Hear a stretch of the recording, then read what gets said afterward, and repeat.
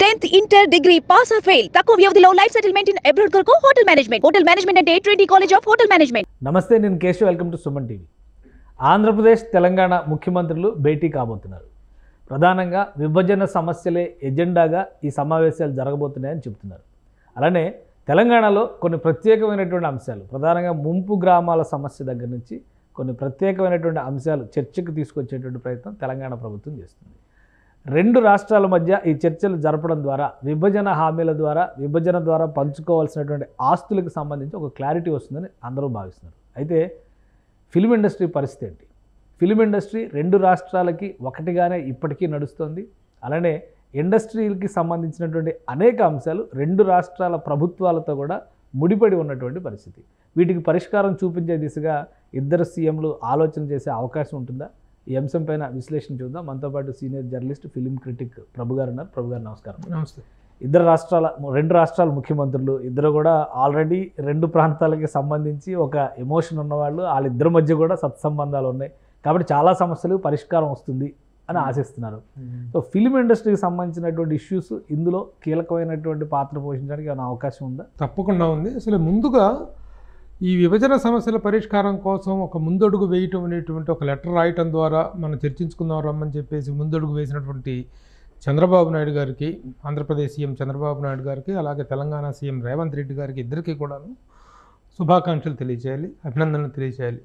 ఎందుకంటే ఎప్పటి నుంచో అపరిష్కృతంగా ఉన్నటువంటి సమస్యలు అవి 10 ఏళ్ళు పూర్తయిపోయినా కూడా అపరిష్కృతంగా ఉన్నటువంటి సమస్యల విషయంలో ఇంత త్వరగా ముందుకు పట్టడం అనేటువంటిది అభినందనీయం. ఇక ఈ నేపథ్యంలో సినిమా ఇండస్ట్రీ పరిస్థితి ఏమిటి అనేటువంటిది మనం విశ్లేషించుకున్నట్లయితే, సినిమా ఇండస్ట్రీ రాష్ట్రం రెండుగా విడిపోయింది, కానీ తెలుగు సినిమా అనేది విడిపోవాలి.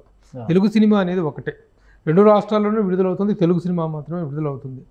మామూలుగా మనకు కేంద్ర జాబితా అనేది ఉంటుంది, రాష్ట్రాల జాబితా అనేది ఉంటుంది, ఉమ్మడి జాబితా అని ఉంటుంది. ఉమ్మడి జాబితాలో ఉండాల్సినటువంటి అంశంగా మనం తెలుగు సినిమాని పరిగణించాలి తప్ప Telugu cinema cannot be divided అనేటువంటిది మొదటి నుంచి మనం గమనించాల్సినటువంటి విషయం. ఆ స్పృహ ఉన్నట్లయితే రెండు రాష్ట్రాలు విభజించబడినప్పటికీ తెలంగాణ చిత్ర పరిశ్రమ, ఆంధ్రప్రదేశ్ చిత్ర పరిశ్రమ అనేటువంటి తెలుగు చిత్ర పరిశ్రమ అనే ఉండాలి అనే ఇదిలోనే చాలా వరకు కూడాను ఇంతకుముందు ఏపీ ఇది ఉండేది, AP dialogue writers association, AP cine artist association ఉండేది. అవి ఇప్పుడు ఏమైనా తెలంగాణ ఆర్టిస్ట్ అసోసియేషన్గా ఇదిగా రకరకాలుగా ఈ అసోసియేషన్ ఉన్నప్పటికీ అంతకుముందు ఏపీ పేరు మీద ఉన్నటువంటి వాటన్నిటిని కూడాను తెలుగు కింద మార్చి తెలుగు చలనచిత్ర నిర్మాతల మండలి, Telugu film chamber of commerce, అంతకుముందు AP film chamber of commerce, AP producers council అనే ఉండే అనమాట. సరే, ఈ సపరేట్గా ఇక్కడ అసోసియేషన్స్ పుట్టినది వేరే విషయం. ఆ తెలుగు అనేటువంటిది కామన్ అయి కావాలి. ఇప్పుడు ఆంధ్రప్రదేశ్ చలనచిత్ర పరిశ్రమ అభివృద్ధి సంస్థ, అలాగే తెలంగాణ చలనచిత్ర పరిశ్రమ అభివృద్ధి సంస్థ, ఈ రెండు ఉండవు. మొత్తం తెలుగు సినిమా పరిశ్రమ అభివృద్ధి సంస్థ అనేటువంటిది కావాలి. తెలుగు ఫిలిం డెవలప్మెంట్ కార్పొరేషన్ కావాలి తప్ప not AP film development corporation. Governments వైపు నుంచి ఈ విషయంలో పాజిటివ్ అప్రోచ్ అనేది ఉంటుందా? ఎందుకంటే ఇప్పుడు విభజన హామీల్లో 9వ షెడ్యూల్ 10వ షెడ్యూల్లో ఉన్న సంస్థలు అంటే అన్నీ అవే, ఏపీ కోఆపరేటివ్ సొసైటీలు, ఏపీ కార్పొరేషన్లు, వీటిని విభజించుకోవడం, వాటి పేరు మీద ఉన్నటువంటి ఆస్తులు తెలంగాణ ఎంత తీసుకోవాలి, ఆంధ్ర ఎంత తీసుకోవాలి, ఇదే కదా చర్చ. వాటికి స్థిరాస్తులు, చిరచరాస్తులు అనేటువంటివి ఉన్నాయి కాబట్టి వాటి తాలూకు ఆస్తుల పంపకాల విషయం వేరు, ఇది అస్తిత్వ పంపకం అనమాట. తెలుగు సినిమా అనేటువంటిది రెండు రాష్ట్రాలకు సంబంధించినటువంటి ఒక సాంస్కృతిక ఉనికి, ఒక పరంపర. దీన్ని పంచుకోవటం అనేటువంటిది కుదరదు, దీన్ని అనుభవించాలి. గత ప్రభుత్వం చూస్తే ఆంధ్రప్రదేశ్లో గత ప్రభుత్వం ఇండస్ట్రీలో ఆదాయం 60% మా దగ్గర నుంచి వస్తుంది, ఇండస్ట్రీ మా దగ్గర చేస్తున్న యాక్టివిటీ ఏమీ లేదు అనేటువంటి ఒక విమర్శని ప్రధానంగా తీసుకొచ్చింది. సో ఇప్పుడు ఉన్నటువంటి ప్రభుత్వం, కొత్త ప్రభుత్వం వచ్చిన వెంటనే నిర్మాతలు అందరూ వెళ్ళి కలిశారు. మళ్ళీ ఒకసారి మూవీ ఆర్టిస్ట్ అసోసియేషన్, అన్ని అసోసియేషన్లు కలుపుకొని 24 క్రాఫ్ట్స్తో అక్కడ సన్మానం చేస్తామని చెప్పారు.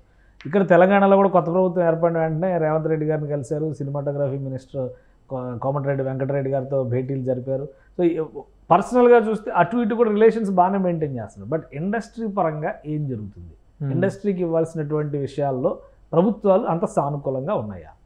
సానుకూలంగా లేకపోవడం అనేటువంటిది ఎప్పుడూ లేదు. సినిమా ఇండస్ట్రీ పట్ల ప్రభుత్వాలు సానుకూలంగా ఉండటము, సినిమా వాళ్ళు వెళ్తే వాళ్ళకి ఇవ్వాల్సిన మర్యాద వాళ్ళకి ఇవ్వటం, ఇది 1-2 సందర్భాల్లో కొంతమంది విషయంలో కొన్ని ఇబ్బందులు జరిగినాయేమో, కానీ లాస్ట్ టైం జగన్మోహన్ రెడ్డి ప్రభుత్వం అనేటువంటిది అంత పాజిటివ్గా స్పందించలేదు ఇండస్ట్రీ పట్ల.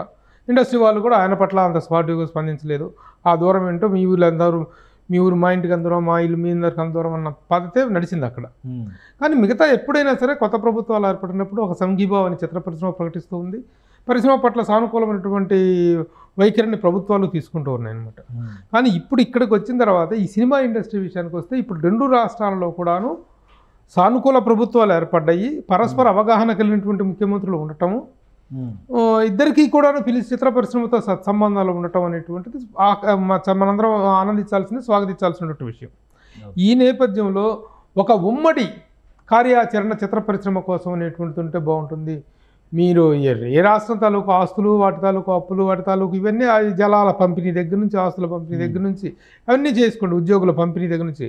బట్ చిత్ర పరిశ్రమకు వచ్చేటప్పటికి మాత్రం ఒక కామన్ పాలసీ అనేటువంటి దాన్ని చేస్తేనే ఆ ప్రభుత్వం పాసిబుల్ అవుతుందా? తెలంగాణ సెంటిమెంట్ ఇప్పటికి కూడా తెలంగాణ చాలా మంది సీనియర్ నటులు సివిఎల్ నరసింహారావు లాంటి వాళ్ళు కూడా తెలంగాణ అస్తిత్వంతో సినిమాలు రావాలి, తెలంగాణకు పెద్దపీట వేయాలి, ఇట్లాంటి చర్చలు లేవదీస్తుంది. తెలంగాణ అస్తిత్వంతో సినిమాలు రావడానికి దీనికి సంబంధం లేదు. తెలంగాణ అస్తిత్వం ఎందుకు పోతుంది? ఇంకా తెలంగాణ వచ్చిన తర్వాత తెలంగాణ అస్తిత్వం ఇంకా బలపడింది. తెలంగాణ భాషకి, తెలంగాణ మండలికానికి, తెలంగాణ సంస్కృతికి అద్దం పట్టేటువంటి సినిమాలు వచ్చి అద్భుత విజయాన్ని సాధించిన సందర్భాలు మనం చూసాం. ఒకప్పుడు కెమిడియన్స్కి మాత్రమే వాడినటువంటి తెలంగాణ యాసను ఈ రోజున హీరోలు మొత్తం వాడుతూనే ఉన్నారు. మాండలికం అనేటువంటిది ఎక్కువగా పెరిగింది. ఇది అంతకుముందు కేవలం తెలంగాణ మాండలికం మీదనే ఎక్కువ సినిమాలు వచ్చేవి. ఇప్పుడు మాండలికం అనేటువంటిది ఉత్తరాంధ్రకి వెళ్ళిపోయింది, అటు రాయలసీమ మాండలికాన్ని వాడుతున్నారు. తెలంగాణ మాండలికం అనేది హీరోయిజాన్ని సంతరించుకుంది. కాబట్టి దాంట్లో వల్ల వచ్చేటువంటిది కాదు. మేమటికేటువంటిది సాంస్కృతిక పరమైనటువంటి ఇదే ఇప్పుడు లేదు, ఇప్పుడు లేదు. ఇంతకుముందు తీశారు, ఆ అవగాహన లేని రోజుల్లో తీశారు. ఇప్పుడు ఆ విధంగా ఇప్పుడు ప్రస్తుతం ఒక భాషను కించపరిచేలాగా సినిమాలు రూపొందే వాతావరణం పోయింది. ఇది ఇప్పుడు కేవలం సినిమా ఇండస్ట్రీ ప్రయోజనాలను దృష్టిలో పెట్టుకొని సినిమా ఇండస్ట్రీకి ఇవ్వాల్సినటువంటి రాయితీలు కానీ, మన ప్రోత్సాహకాలను కానీ దృష్టిలో పెట్టుకొని మాత్రమే ఉమ్మడి నిర్ణయాలు తీసుకుంటే బాగుంటుంది. ఇప్పుడు నంది అవార్డ్స్ విషయమే తీసుకుందాం. నంది అవార్డ్స్ని కామన్ ప్లాట్ఫామ్లో 2 ప్రభుత్వాలు కలిపి చేసేసి ఒక సంవత్సరం అక్కడ చేయొచ్చు, ఒక సంవత్సరం ఇక్కడ చేయొచ్చు. అట్లా ఇండస్ట్రీ నుంచి ఏమైనా రిప్రజెంటేషన్ ఇచ్చే అవకాశం ఉందా? ఇద్దరు సీఎంలు కలుస్తున్నారు కాబట్టి అది ఇవ్వాలి. మరి అంటే ఆ చొరవ తీసుకునే వాళ్ళు ఎవరు? మళ్ళీ అదొక ప్రశ్న.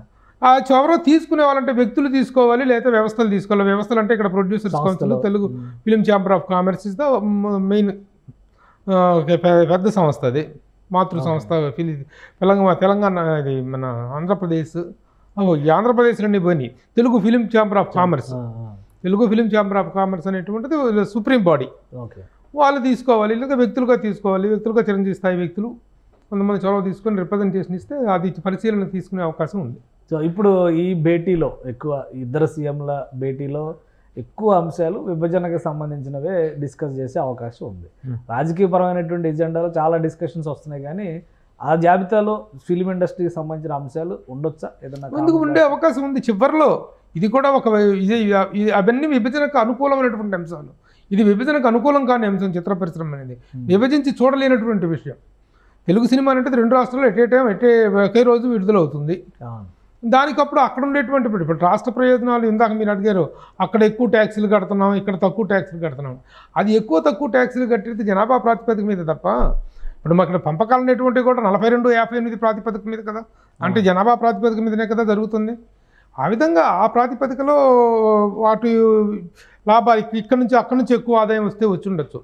అది అక్కడ డెవలప్మెంట్ ఖర్చు పెడుతున్నది మళ్ళీ ఆ ప్రభుత్వం యొక్క ఇచ్చేటువంటి వాళ్ళు చూపించే చొరవ మీద ఆధారపడి ఉంటుంది. ఏది ఏమైనా తెలుగు సినిమా విడిపోలేదు అనేటువంటి గుర్తించే విధంగా రెండు రాష్ట్రాలకి కలిసి ఒక సంయుక్త కార్యాచరణ అనేటువంటిది అవసరం. ఆ పరంగా ఒక అడుగు పడాలి. అది లేకపోతే మాత్రం ఇవన్నీ అపరిష్కృతంగానే మిగిలిపోతాయి. 2 రాష్ట్రాలు అక్కడ చిన్న సినిమాలు, ఇక్కడ చిన్న సినిమాలు, అక్కడ పెద్ద సినిమాలు, ఇక్కడ పెద్ద సినిమాలు, మళ్ళీ ఈ సినిమాలకు ఇచ్చేటువంటి రాయితీలు, టికెట్ రేట్లు పెంచుకోవటం దగ్గర మొన్న వాళ్ళు 100 రూపాయలు పెంచిస్తే తెలంగాణలో 100 రూపాయలు పెంచితే అక్కడ 125 పెంచారు, అక్కడ 75 పెంచితే అక్కడ 100 చేశారు. ఇలాంటి డిస్పారిటీస్ అన్నీ లేకుండా ఏ కామన్ ఒక యూనిక్నెస్ అనేటువంటిది ఉండాలి, ఒక కామన్ అప్లికేషన్ అనేటువంటిది ఉండాలి. అవార్డ్స్ విషయంలో కావచ్చు, రాయితీల విషయంలో కావచ్చు, సబ్సిడీల విషయంలో కావచ్చు, స్థలాల విషయంలో కావచ్చు. In the matters of the total film industry there must be a common platform అనేటువంటిది ఉంది. అవార్డ్స్, నంది అవార్డ్స్ ముఖ్యంగా కలిసి చేస్తే బాగుంటుంది. రేపు విస్తృత స్థాయిలో రకరకాల అంశాలు చర్చకు వస్తాయి. వీటిల్లో లాస్ట్ మూమెంట్లో లాస్ట్ ప్రయారిటీయే కావచ్చు, ఎందుకంటే అవన్నీ ప్రయారిటీ ఐటమ్స్. లాస్ట్ ప్రయారిటీకైనా ఇద్దరు ముఖ్యమంత్రులు ఈ విషయం మీద మేము ఆలోచిస్తాము, ఒక నిర్ణయానికి వస్తాము అనేటువంటి ఒక చిన్న హామీ ఇచ్చినా సరే ఇండస్ట్రీ అంటే సంతోషించే ఇండస్ట్రీకి హామీ ఇవ్వాలంటే ఇండస్ట్రీ నుంచి రిక్వెస్ట్ ఉండాలి. నేను అంటుంది అది ఇప్పుడు తీసుకున్నటువంటి ఎజెండా షెడ్యూల్ 9 షెడ్యూల్ 10కి సంబంధించి 89 సంస్థలు షెడ్యూల్ 9లో 107 సంస్థలు షెడ్యూల్ 10లో ఉన్నాయి. వాటి మీద 100 కోట్ల ఆస్తులు ఇంకా అలానే విభజించకుండా ఉన్నటువంటి పరిస్థితి, ప్లస్ ముంపు గ్రామాల సమస్యలు, ఇవి చాలా మేజర్ ఏరియాలో ఉండేటువంటి ఇండస్ట్రీ. ఈ భేటీని ఇండస్ట్రీ సద్వినియోగం చేసుకోవాలంటే ఇండస్ట్రీ నుంచి ఒక రిప్రజెంటేషన్ రావాలి, ఇంతవరకు రాలేదు. సో అటువంటిప్పుడు అటువైపు చొరవ తీసుకునేదానికి అవకాశం ఉంటుంది. కానీ రేపటి సమావేశం మీద మాత్రం ఇద్దరు ముఖ్యమంత్రుల సమావేశం మీద మాత్రం చిత్ర పరిశ్రమ కూడా చిన్న హోప్, ఒక చిన్న మాట, ఒక ఇది వస్తుందేమో, ఒక పీలర్ వస్తుందేమో అనేటువంటి ఒక ఆశాభావంతో ఉంది. అందుకే ఈ రోజున కొన్ని అగ్రశ్రేణి సినిమా డైలీ దినపత్రికల్లో కూడాను దానికి సంబంధించినటువంటి ఫుల్ ప్లెజ్డ్ అనే సమస్యలు ఏంటి, ఉన్నటువంటి వీటిని ఏంటి అనేటువంటిది పత్రికల్లో ప్రముఖంగా ప్రచురించడం జరిగింది. ఆ నేపథ్యంలో ఒక చిన్న ఒకవేళ అటు నుంచి రావచ్చు, లేదా రెండు రాష్ట్రాల్లో గెలిచినటువంటి కొత్త ప్రభుత్వాలని సన్మానం చేయడానికి ఇండస్ట్రీ నుంచి కూడా రిప్రజెంటేషన్స్ వెళ్తున్నాయి. ఒక వేదిక పైన అటువంటి సమావేశం కానీ అటువంటి అభినందన సభ కానీ జరిగినప్పుడు మళ్ళీ ఇండస్ట్రీ ఒక ప్రతిపాదన చేయడానికి కూడా అవకాశం ఉంటుంది. ఆంధ్రప్రదేశ్ తెలంగాణ రాష్ట్రాల ముఖ్యమంత్రుల భేటీ నేపథ్యంలో అన్ని విభజన అంశాలపైన చర్చ జరుగుతున్నప్పటికీ ఇంకా ఇప్పటికీ విడిపోయినటువంటి అంశం, రెండు రాష్ట్రాలని ముడివేస్తున్నటువంటి అంశం తెలుగు సినిమా పరిశ్రమ. కాబట్టి తెలుగు సినిమా పరిశ్రమకి సంబంధించి ఒక ఏకీకృత విధానం ఉండాలి, రెండు రాష్ట్రాలు కూడా దాన్ని ఆమోదించాలి. అటువంటి విధానాన్ని తీసుకొచ్చే విధంగా ఇండస్ట్రీలో ఉన్నటువంటి కీలక సంస్థలు, వ్యక్తులు కూడా చొరవ తీసుకోవాల్సినటువంటి అవసరం ఉందని ప్రభు గారు అభిప్రాయపడుతున్నారు. రైట్, ఇది special discussion. Keep watching. Suman టీవీలో మీ పర్సనల్ అండ్ బిజినెస్ ప్రమోషన్స్ కోసం కింది నెంబర్కి కాంటాక్ట్ చేయండి.